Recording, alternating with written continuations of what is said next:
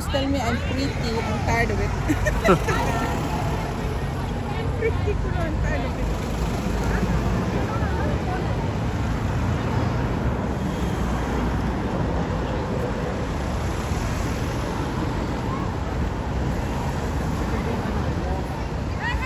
저. 자.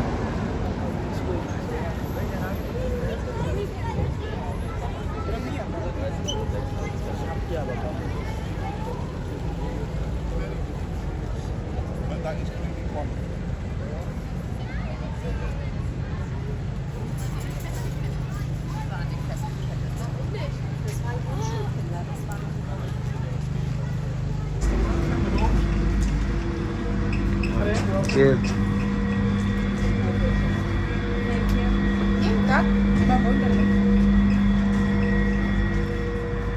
Stasio.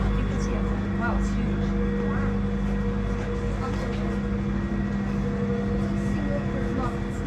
I know. Because everybody wants to go outside. Great, look at me.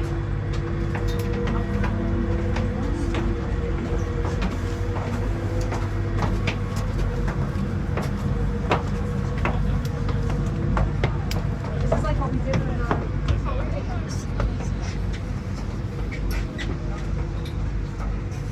Susunan. go to the front, right?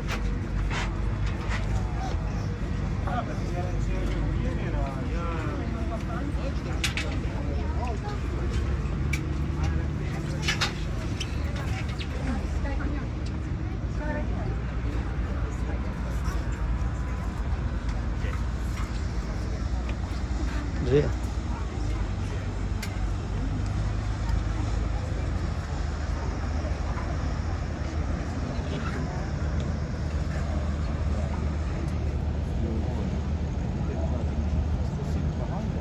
It is a railway bridge, and we might have to stop at one of the piers either side if we've got passengers there.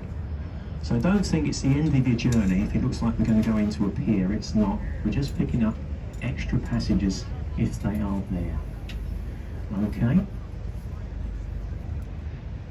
There are toilet facilities at the rear of the vessel. Look, they are open now if you want to use the toilets. Down the stairs at the back of the boat. We are going to stop at those two piers that I talked about earlier, just below the bridge. And once we've got those passengers on board, I'll give you the safety announcement. Now, to start off our commentary today, let's all look over on the right-hand side. Now, this game we're going to play is a bit like tennis. It's left and right. But we're going to start over on the right-hand side. That rather impressive building with the green spire in the middle was once the home of the Mayor of London.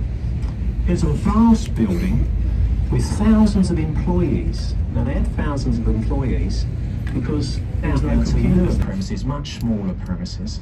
And this building's been taken over by attractions for children. So you can see lots of children queuing up over there. They're going over to the aquarium, the London Dungeons, or my favourite, Shrek's Adventure, just all over on the right-hand side. And it's also on the right, we've got the London Eye. It's been there since the year 2000. And 65 million people have been round so far, 65 million. It takes 35 minutes to go round, and you only go round once for your money. There are 32 pods. In recent years, they've allowed you to get married on the Eye. So you and your guests, your minister or celebrant, as you go up, they go through the service. And when you get to the top, exactly at the top, they pronounce you man and wife. It's all very romantic. But then it's all downhill from there. I've been hurt before. To our left now, let's crane our necks over to the left. A white building with the green roofs, that's the Ministry of Defence. The Army, the Navy, the Air Force, and behind that is Downing Street. Now Monday, when I was talking about Downing Street, Obama was going into Downing Street to visit our Prime Minister. The Golden Eagle just there to our left is a memorial to the fallen airmen and airwomen who lost their lives during the First and Second World War. And the building further down on our left, the one with all the black spires and towers, won the Whitehall Mentions. There's a beautiful hotel inside that building. It's called the Royal Horse Guards Hotel, which sounds expensive, and it probably is. Because it backs onto Trafalgar Square and all the government buildings at Whitehall.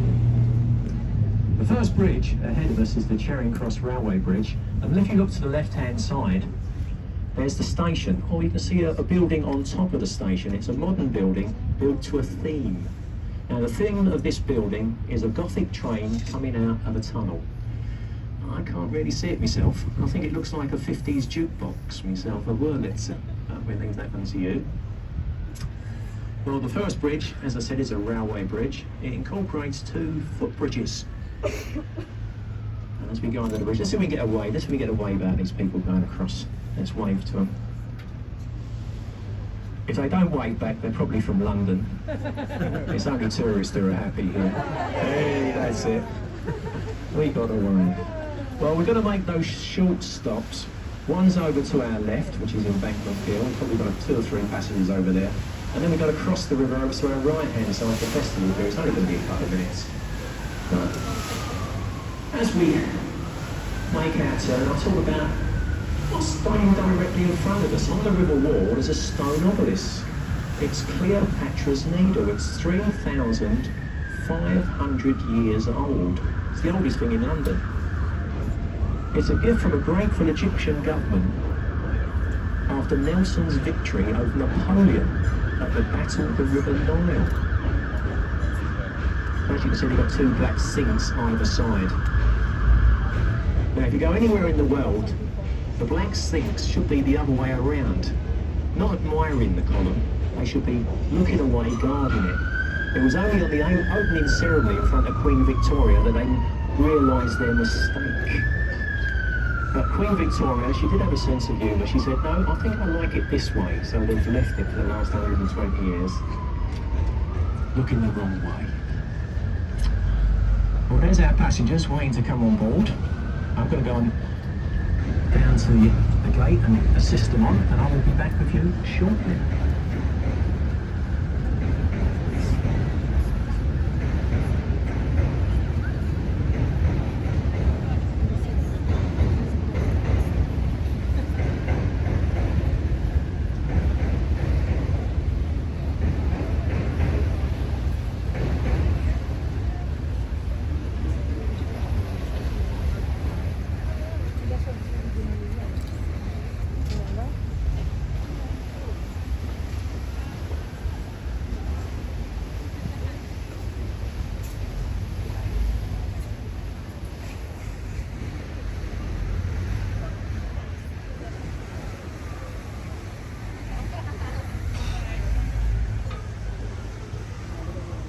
Festival Pier. See if we've got some passengers over there. Welcome to those new passengers who just joined us at Embankment. Now, if we draw your attention over to the left-hand side now, that's where we're going. This is the South Bank complex of theatre, art and music. The Royal Festival Hall, that large building there to our left, is one of the finest concert halls in the country. Also over on there, on the left, is the National Film Theatre. There's always something of interest. And there's a lovely walk from Westminster all the way down the South Bank to the Tower of London. It takes about 45 to an hour, depending how fast you walk, of course. But it's always something to maybe get your attention, stop you on the way. It's on a pleasant morning or afternoon, it's a lovely little walk for you.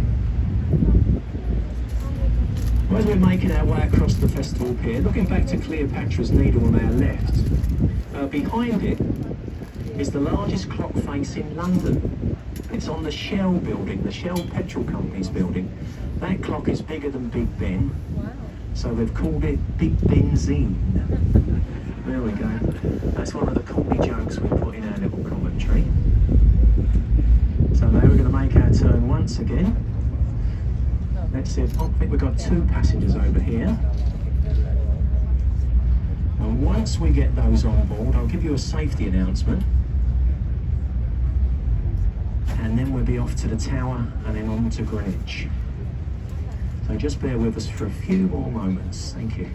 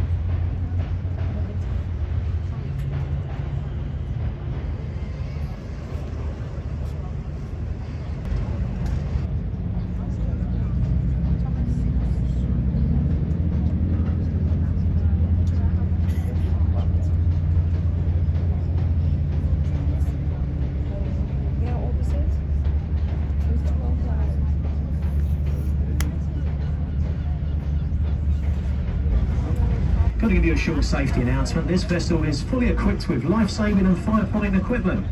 We've got life rafts, life rings and life jackets. The life jackets on the top deck are in the large white metal boxes with the silver doors with the international life jacket signs on them.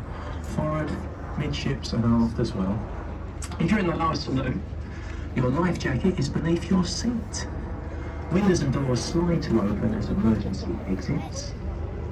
We're in contact with all the various emergency services here on the River Thames.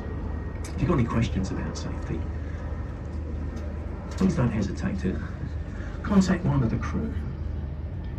Now what we're going to do very shortly, we're going to turn the vessel round. We're just waiting for the fire boat to go past us. We have our own fire service here on the Thames. This is one of their new vessels. They're a lot quicker than the old ones. The old fire vessels we used to have, the only powerful thing about them was the radio to call ahead to say that they were coming. But they never used to get there. The land service used to put the fires out before they ever got to a fire. But now they've got these new modern vessels that can probably do about maybe 25 knots. They're like mini landing craft, really. They're absolutely wonderful. Well, we're going to turn the boat round into the ebb tide and carrying on with the commentary.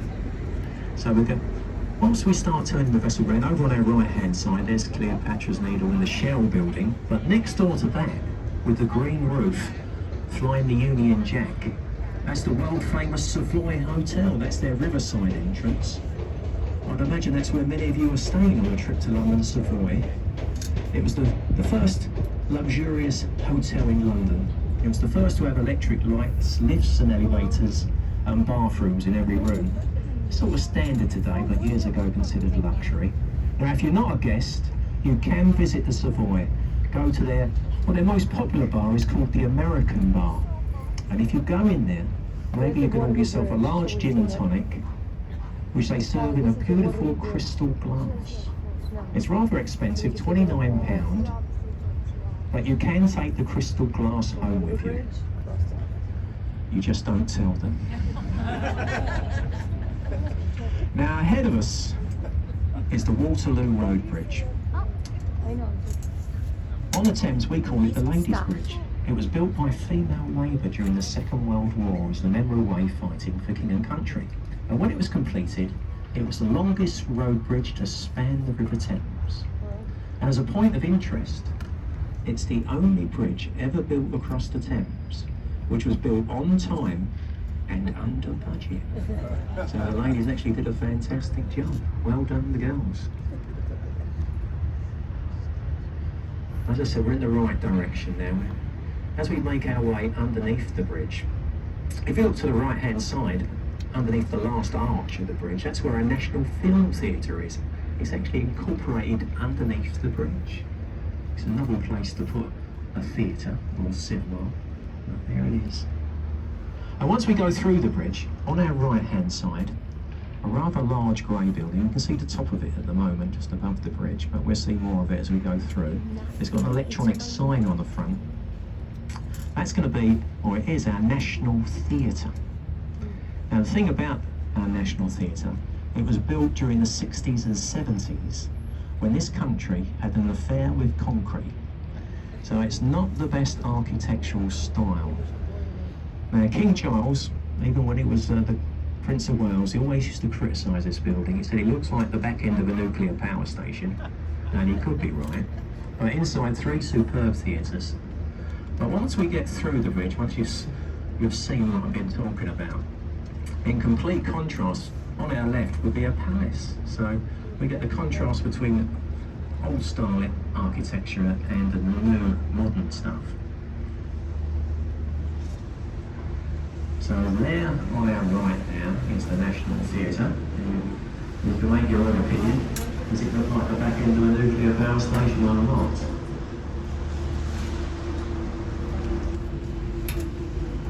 And then over on our left, Somerset House. That was built for the Dukes and Earls of Somerset as their London residence. And when it was completed, it was the largest private residence in the country. Well, the Dukes and Earls have moved out now.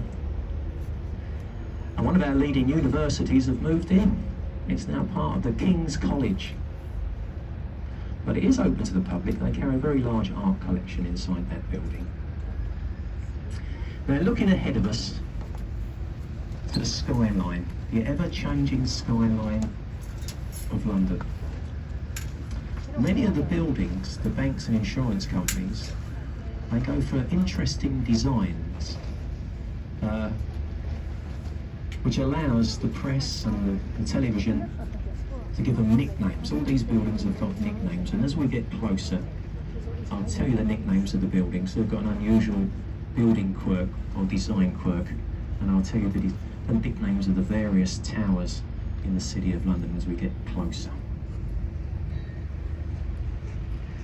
Now down on our left-hand side, just slightly ahead, there's a white ship with a yellow funnel. It's called the Wellington. It used to be a club for retired sea captains, the Master Mariners. But they've moved out now, they've gone to newer premises. But if you look to the stern end of that ship, as we get closer, at the stern end, on the river wall, there's a stone archway. And if you look above the arch, you'll see the face of Father Thames looking down on his river. I can just see his face now on top of the arch, or as we get closer. But this is a boundary line. This is telling us that we're leaving the city of Westminster behind us. And as we get nearer the stern of that vessel, and you look to the side of that archway, to the roadway, you'll see 2 very large silver dragons with red wings. Now these dragons are on all the approach roads into the 1 square mile of the City of London. They mark the entrance. Well, there's the dragons now, look, just there. On our left, the blue bus is just passing them. So we've left Westminster behind and we're passing the dragons. That means we're in the ancient city, the 1 square mile. Now the buildings on our left, behind the trees, are the inner and middle temples, the Inns of Court. And if you're a barrister, a lawyer or a judge, it's probably over on the left where you may have your offices and chambers. Because in the background, if you look above the buildings, the first row of buildings, there's towers and spires. That's the High Courts of London in the Strand. It's an interesting place to wander around, especially during the week. Sometimes you see the lawyers and the judges walking about in those black smock coats and those strange wigs they wear. To our right-hand side now, a red building, and it's got a tower. If you look to the tower, you'll find the name of the building. It's the Oxo building. And if you don't know what OXO is, it's a small stock cube for making casseroles and gravies. I use it myself. Underneath the glass roof, there are two people waving at us. But there's a beautiful restaurant up there. It's run by Harvey Nichols, the West End department store. Wonderful. Now, drawing your attention to the left now, through those cranes into the distance, you can see the magnificent dome and cross of St Paul's Cathedral, the masterpiece of that brilliant architect Sir Christopher Wren. It took 35 years to build, completed in 1710. And when it was completed, it was the tallest building in the country at 365 feet. That's 1 foot for each day of the year. And it remained that way for nearly 2 centuries. If you look above the grey dome, there's an observation deck. There's tourists up there today. It's not for everybody because there's 520 steps to go up. There's no lift. You have to go through the very famous Whispering Gallery to get to the top. Before we get to the next bridge, the large semicircular building on the end, that was once a hotel, the De Kaiser Hotel. It's now the headquarters of Lever Brothers, the giant soap and detergent manufacturers. If you look underneath the crane, to our left, in the distance, there's another small dome, and on top of this dome, there's the golden scales of justice of the Old Bailey, the Central Criminal Court. It stands on Ludgate Hill. I can see the scales of justice now, just there on our left. This is the Blackfriars Road Bridge. The abutments are shaped like pulpits of a church. And if you look above the marble columns, engravings of riverbirds. The 8th variety of riverbird inhabit the Thames. It was opened by Queen Victoria in 1869. The second bridge, or what remains of it, this was the first railway bridge to span the Thames, the Alexander Railway Bridge. 60 years ago it became unsafe, so we simply took the top part away. The last bridge is the Blackfriars Railway Bridge.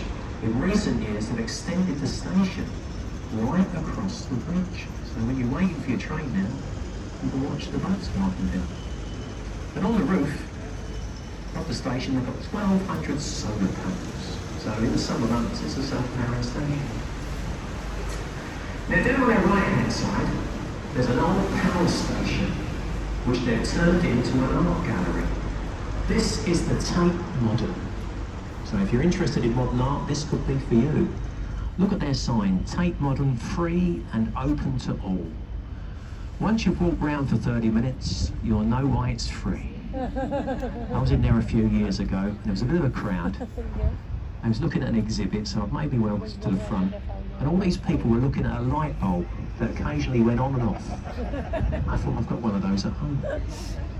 So not quite for me, modern art. Over to our left-hand side is a red building with a silver crest. That's a school. And one of its famous ex-pupils, Daniel Radcliffe, when he left, he went to Hogwarts, changed his name to Harry Potter, became a wizard, and that's where he got his first lessons in magic, just over there in that school. And if you've seen the films, you might recognise the bridge in front of us. That was in the films.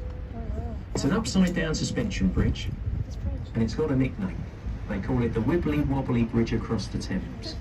And it got its nickname on its first day. It was opened by the Queen on a Saturday morning.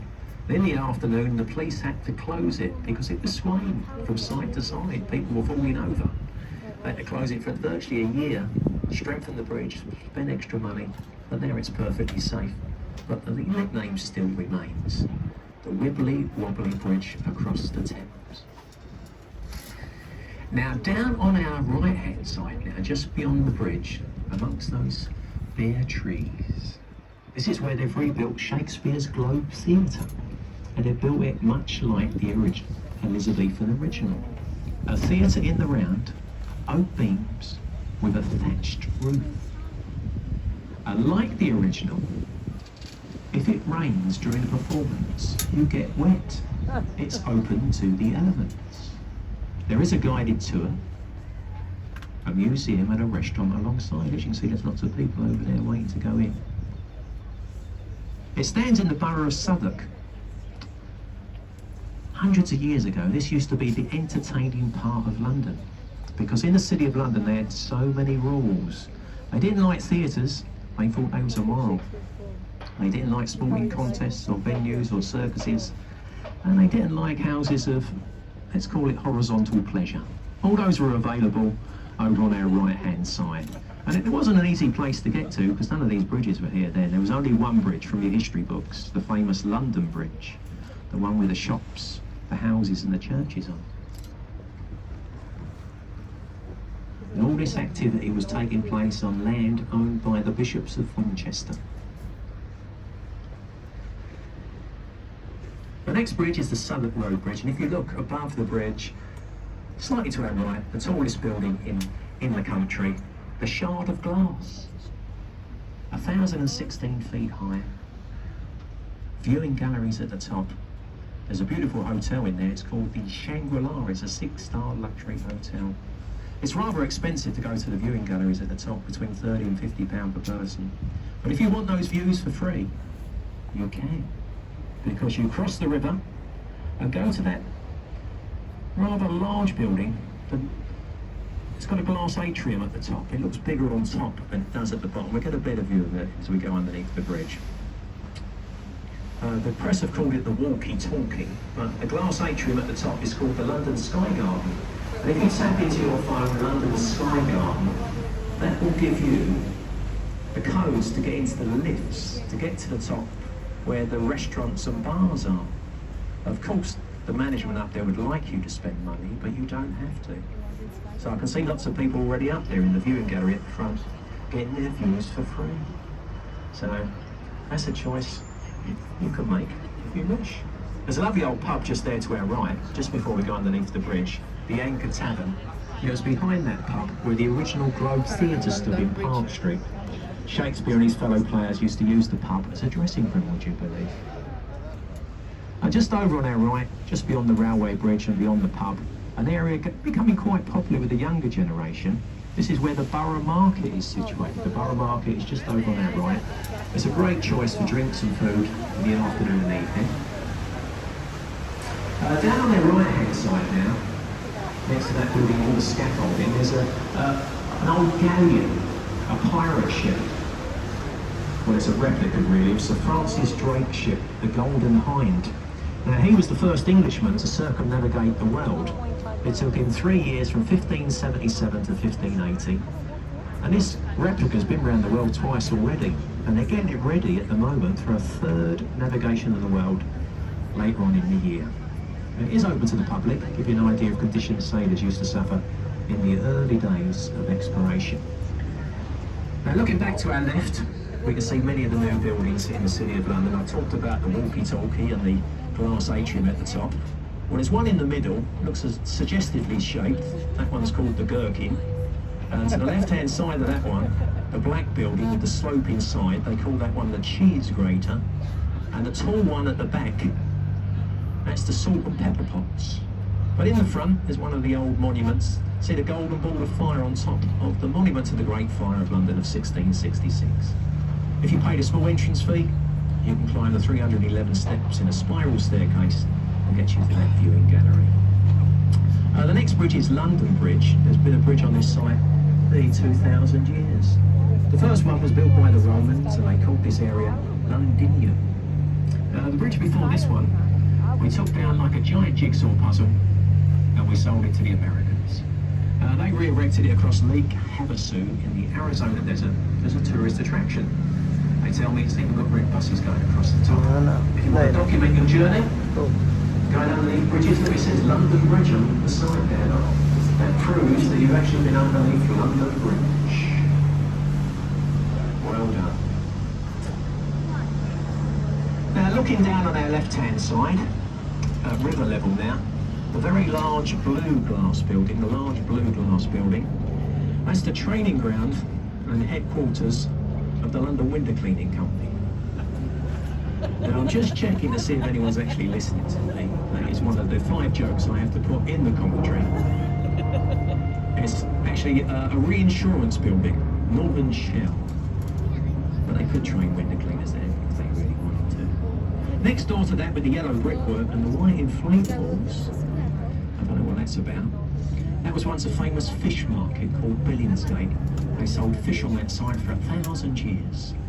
The only fish to remain there now are the golden ones on the roof. Look, great big fish acting as weather vanes. And looking over the roof of Billingsgate, there's another one of these buildings with a nickname, the one with the triangle on the top. They call that the Scalpel.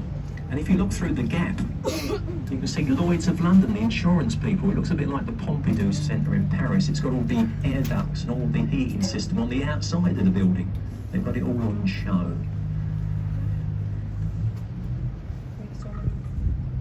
Behind the blue fence there on the left-hand side, that beautiful building, that's headquarters of Customs and Excise here in the Port of London. And then back to your right-hand side, there slightly ahead of us, there's a large grey warship. The last of the big gun cruisers left over from the Second World War, the HMS Belfast. She's now a museum to British sea power. And she's got 7 decks to explore from the engine room to the bridge. Absolutely wonderful. Looking down on our left now, just beyond the pier, there's 1,000 years of British history waiting to be discovered, the Tower of London. The original part of the tower is in the middle. It's the tallest part, the White Tower on the Norman Keep. The building commenced there in 1078. It took over 400 years to complete.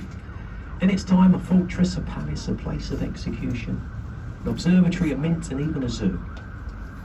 It's now where they keep the crown jewels, guarded by the red-coated beefeaters. Now, you may have said to yourself, or asked yourself, why are they called beefeaters? Well, the simple answer is they weren't. Their original name was buffetiers, because it was a French building, a Norman building. And over the years, that word buffetier has been anglicised. Buffetier to beefeater. But the meaning's still the same. They are servants to the crown. A beefeater, a buffetier, is a servant to the crown. Now, as we pass the pier here on our left, if you look to the in front of the Tower of London on the river wall, very shortly, you'll see some white lettering on the wall, the river wall. It says entrance to Traitors' Gate. Well, that entrance has been bricked up now to stop the moat from flooding. But centuries ago, if he was found guilty of treason, he would be rowed down in a small boat through that once opened archway, up onto Tower Bridge, where he faced execution. It was known as London's first one-way street, because if you went through there, it was very unlikely you would ever return, at least with your head on your shoulders. Ahead of us is the Tower Road Bridge. It's built in a sympathetic style to blend in with its neighbour, the Tower of London. It's a combined suspension and bascule bridge. That is, the centre parts of the bridge. You can visit the bridge if you wish. The 2 towers contain a museum. It tells you all the history and all the different incidents that have taken place on the bridge over the many years. And as we get closer, look up to the way across, so you're actually walking up down. Now, this bridge was always considered a bridge of good luck, because it was the last bridge before you went out to sea. Many of the sailors' families used to gather on the bridge to wave their sailor husbands or boyfriends on their long journeys abroad. And if they got waved back, they felt it was good luck. So let's see if we can get a wave going. Let's see if we can get some good luck for us today. Yes, we got a wave. Absolutely wonderful.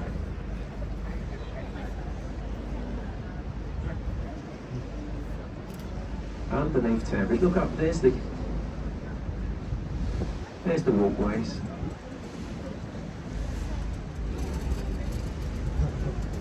Well, very, very shortly, what we're going to do, we're going to slowly turn the boat round and head over to our left, over to Tower Quay. That's one of our first major stops, because after that we go to Greenwich. Now, this is for the benefit of ticket holders with tower tickets, singles or returns. Because after that, as I said, we go on to Greenwich. So if you've got a Greenwich ticket, a day explorer, or a 2-day pass for Greenwich, you can stay on the boat.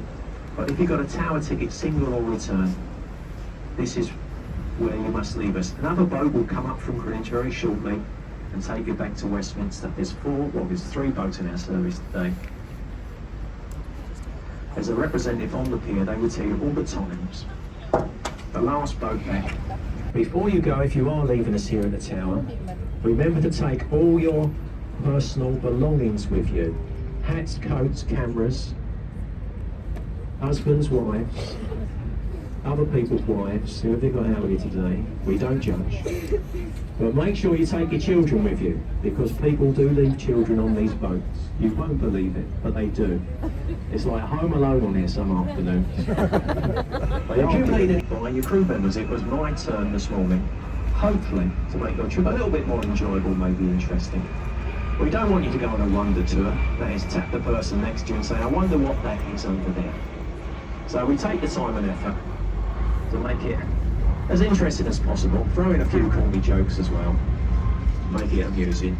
We don't make a charge for this service because many people on board haven't understood a word I've said.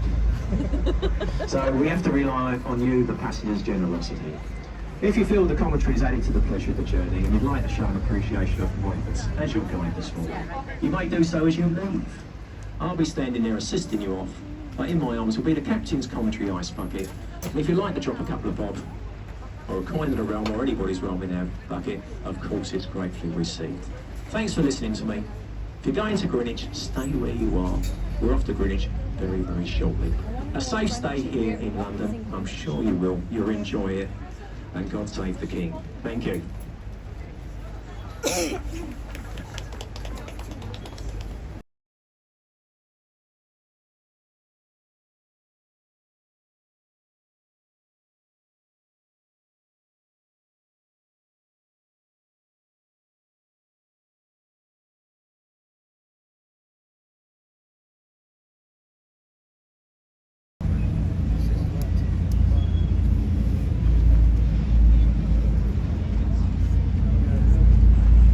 Well, here we go. We're off to Greenwich now. If you want to go any other direction or any other destination, you are on the wrong boat. We're going to Greenwich. Okay. Welcome to the new passengers that just got on board. Very shortly, I'll give you a short safety announcement. But now that we've got rid of all the people with the cheap tickets, it's only you rich people left.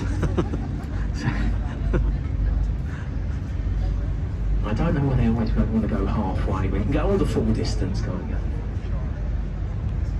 Well, those passengers just got on. Welcome aboard the Thomas Dock. It's fully equipped with life-saving and firefighting equipment. Life rafts, life rings, life jackets. Life jackets on the top deck are in the large white boxes with the silver doors with the international life jacket signs on them. If you're in the lower saloon, your life jacket is beneath your seat. Windows and doors slide to open as emergency exits. We're in constant contact with all the various emergency services here on the River Thames. There are toilet facilities at the rear of the vessel, and we're on our way to Greenwich. In the right direction now. Carrying on with the commentary. Over on our left-hand side, just next to the Tower Hotel, is St Catherine's Dock. It used to be the precious cargo dock to London years ago. That's where gold, ivory, spice and silvers were stored. It's now a luxury yacht marina. It's an interesting place to wander around. Watch the world go by, look at the different modern vessels and historic craft that are in there. And as I said, this is Docklands. At one point in history, the Port of London was the busiest and biggest port in the world. There's documents that show, photographs probably painted more, of the River Thames. We used to have a little channel in the middle for the coming and going of the ships. The rest of it was full up with cargoes from across the globe. But all that's gone now due to containerisation and the size of those modern day container ships. They can't get up the river this far, so 50 or 60 miles downriver, that's where the container ports are. So for many years all these warehouses were left in disrepair, but they've converted some of them into lovely apartments or just knocked them down and built new ones. As you can imagine, they're quite expensive overlooking the Thames. And if you can't afford one of these particularly nice riverside apartments, maybe a cheaper option is to buy yourself a vessel. On either side of us there's an eclectic mix of craft from across Europe, mostly from the Low Countries, Belgium, Holland, parts of France and Germany, where these, you can pick them up at quite a bargain. Bring them over to London and then you moor them up. The mooring fees are quite expensive, but not as expensive as an apartment. Over on their right, you've got little gardens as well amongst there. You've got garden barges as well, trees and all that. It's quite a nice place to live. I don't think it'd be for me to live on the boat all the time, managing it. Your front bedroom constantly moving. I can only see one upside to it. If you don't like your neighbours, just let their lights go in the middle of the night and off they drift in the tide. Other than that, not for me. Let's look down on our left-hand side now. Oliver's Wharf. It's that warehouse with the red ironwork. Well, as we get nearer to it, down the side of Oliver's Wharf, there's a lovely old pub. It's called the Town of Ramsgate. And many centuries ago, this pub used to have another job. It was used as an Admiralty court. This is where they used to try pirates and smugglers. And if he was found guilty, he faced a very grisly form of execution over on the left. When the tide goes out, on our left, there's a nice piece of beach foreshore. And a pirate found guilty would be chained to a riverbed. And then 3 tides were allowed to pass over his head before being pronounced dead. It was called the Grace of Wapping. The last famous pirate to die there was Captain William Kidd in 1701. And when the Treasury confiscated his fortune, all the money he's amassed through piracy throughout his life, it came to £6,500. You can't buy yourself a second-hand car for that today, can you? But in the 1700s, that could build a lot. And when we get to Greenwich, I'll show you what they put that money towards. Now down on our left, this is where the headquarters of the River Police are. They are the oldest organised uniformed police force in the world. They were formed 20 years before the land police here in London. They were formed by rich ship owners to protect the cargoes whilst in the Port of London. Because it was estimated that 30% of all cargo was stolen, you see. That's why we're going quite slow past the police station. Even on the river, you don't speed past police stations. There's an old pub. Oh, it's not an old pub, it's only about 30 years old, but they've cashed in on Captain Kidd's fame just over there. But to our right, there's a church. Can you see that church? St Mary's of Rotherhithe. And buried in that graveyard of that church is a Captain Christopher Jones. He was the captain of a famous sailing ship called the Mayflower, which set sail from here in 1620, went round to the west coast of this country and picked up a group of Pilgrim Fathers, then off to America. Returning back here many years later. Just past this warehouse with the scaffolding, there's a pub. It's called the Mayflower, and if you look on the veranda, British and American flags, and on the roof of the pub, a replica of the Pilgrim ship acting as a weather vane. I can actually recommend this pub. I went there last summer for a Sunday lunch. Lots of tourists in there, as you can imagine, discovering their history and enjoying the food and drink. One of our many links from America.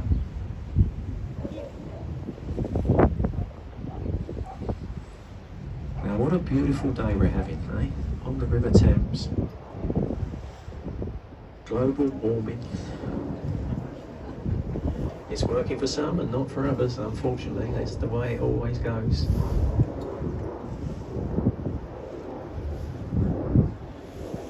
I'm sure you're going to have a lovely day at Greenwich. There's lots to do and see, and I'll tell you all about it as we get closer. But down on our left-hand side, just beyond these first warehouses, there's a black and white building. It's a pub. It's called the Prospect of Whitby, and it dates back to 1520, when it was known as the Devil's Punch Bowl, would you believe, a haunt of pirates and smugglers. It's been there through the reign of 17 different kings and queens of England, at the time of King Henry VIII, in fact. It's on the famous pub tour of London. There's a coach to take you to many of the famous pubs like the Sherlock Holmes. There's a few others, and this is one of them that they take you to. So there's always lots of tourists in there. Now, if you've been observant on your trip down so far, you may have noticed lots of civil engineering work taking place on the edge of the Thames. Over on the left, they've been there for the last 9 years, and there's been various points all along the river for virtually 22 kilometres. The first year, what they did, they dug an entrance tunnel, a shaft, 65 metres below the Thames. And for the last 8 years, they've been trying to build a tunnel underneath the Thames, linking up all these entrance tunnels. Should be open next year, and this tunnel is vast. They've shown mock-up pictures of 2 double-decker buses passing each other in this tunnel, so it's absolutely enormous. But when it's open, it's not going to be the sort of tunnel you'd want to go in, because it's in fact a super sewer. The sewage system in this country was built, or in London was built in the late 19th century, for a population of 2 million. We're up to 12 now. It's not quite working. But when we have heavy rain, the drains and the sewers overflow, and unfortunately some of it goes into the river. But when this comes online, all that will drop into these entrance tunnels, into that big tunnel, and go east towards the very large sewage farms. Now on our journey down, I might say warehouse or wharf. Look over to our right. See this globe wharf? Look at the word wharf, W-H-A-R-F. That stands for warehouse at riverfront. That's what a wharf is. It's abutted right onto the river. Makes it easier to move cargoes back and forth. A warehouse may be set across a small road or a walkway in front of it, but a wharf is right on the river's edge. So now you know the difference. There's a small entrance on our left, a bridge, a lock gate. Once you're beyond those lock gates, you're into the canal systems of England. 2,000 miles of inland waterways. It's a great way to see the English countryside, especially in the summer months. Now, from this point on the Thames, you can go through central London, Camden Lock, Little Venice, between Regent's Park Zoo, then start heading maybe west or north through the Grand Union Canal up to Birmingham, Manchester, or west of Bristol. The choice is yours. Now, down on our left, there's a pink wall with a gold or yellow statue. Can you see it? That house is owned by a very famous Shakespearean actor, Sir Ian McKellar.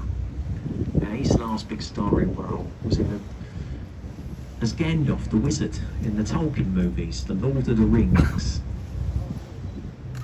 And that's his London home just there on the left. If you've very got good eyes, on the river's edge, you can see there's a statue of himself on that, just in the water on a plinth. Can you see it? Like a grey or brown statue in front of his house. It's actually in the river. Now ahead of us is a vast office complex called Canary Wharf. Years ago, ships from the Canary Islands, Portugal and Spain used to arrive here with cargoes of soft fruit and salad produce for the British market. And when that trade ended, this area was laid derelict for a few years. But then someone came up with the idea of moving many of the banks and insurance companies down into Docklands, where they had the space to build offices for the 21st century. And it's been very successful. Over the next 3 years, there are plans for another 12 towers here at Canary Wharf. Underneath what we got here at the moment, there's a vast shopping centre underneath the ground. And underneath that, they've got 2 underground systems, the Jubilee line and the Elizabeth line. It's a nice place to go and visit. Lots of very expensive shops and restaurants. It's very clean and safe because there's lots of high-paying jobs here at Canary Wharf. But it's an interesting place to wander around. It's home, as I said, on the Jubilee line. It brings you right underneath it. It stands on an area of land called the Isle of Dogs, which is a horseshoe-shaped island. So the River Thames runs right down and back round the other side. So if you go for 3/4 of a mile to our left, you'll be back in the Thames. The Thames is very serpentine in nature, twists and turns on its journey. That's what this is, the Isle of Dogs, a horseshoe-shaped island. Now, some information about the tides here on the Thames. At the moment, the tide is going out to the sea. We're slowly dropping down the riverbank. It's called the ebb tide. It goes out for 6.5 hours. And when it reaches its lowest point, it starts coming back from the sea. And we start going up. That's called the flood tide. And it comes in for 5.5 hours. The range of the tide is between 5.5 and 7.5 metres. The highest tide you get in London is usually 2 days after a full moon. That's when you get the highest tides. Now, if you look at the river, it's not a Mediterranean blue. It's a sort of green, murky colour. But it is clean for a commercial river. It's 110 different species of fish in the Thames, and apparently they're all alive. We've got dolphins, porpoises and seals here in the Thames. Last year, in this particular area, we had a very large seal. We used to see them 2 or 3 times a week. So there must have been quite a lot of fish in this particular area for him to survive. Now, Greenwich is probably about 10 minutes away. Now, I'm going to go and get myself a drink because there's not a lot to talk about either side of us at the moment. There's just lots of apartments. But when we get to Greenwich, there's lots more to tell you about. I'll also tell you about the returning boats today. But before I go, I want to say, talk about the commentary once again.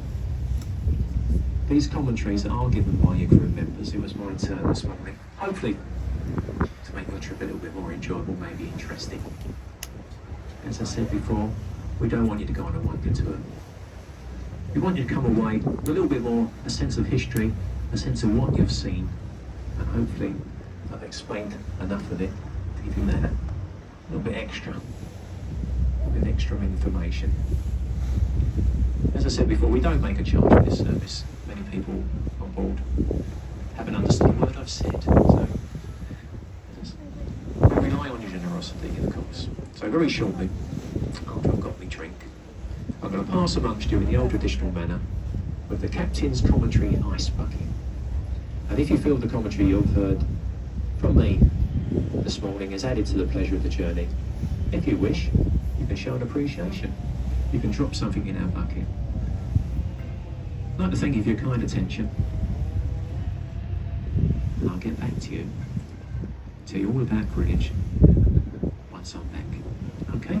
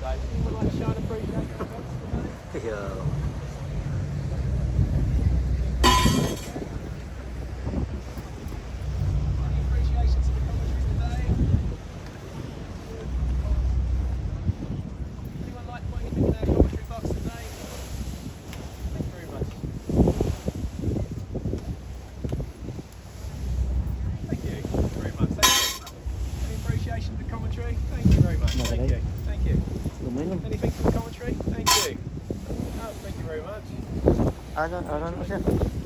Oh, ano eh? Thank you very much.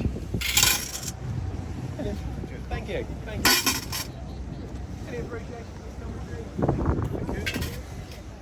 Thank you very much.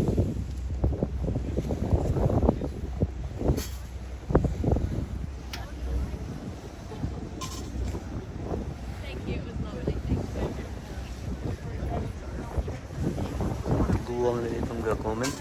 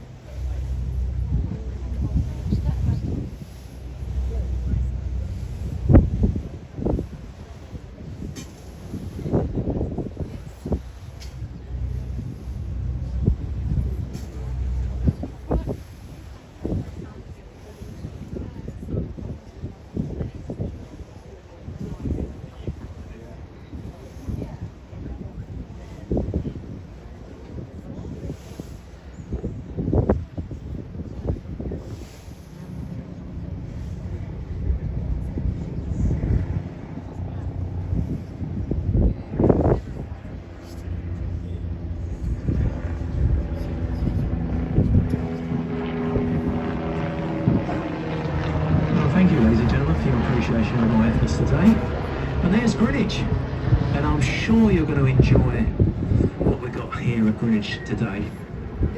Let's start off with the very tall sailing ship, the mast of the sailing ship. That's the Cuddy Sark. It was built up in Dumbarton in Scotland in 1869, and she was probably one of the fastest ships of her day. She used to race back from Australia, China and India with cargoes of wool, spices and tea. She's been in Greenwich since 1954, and all her history's on show beneath her decks. The history of the clipper service across the world.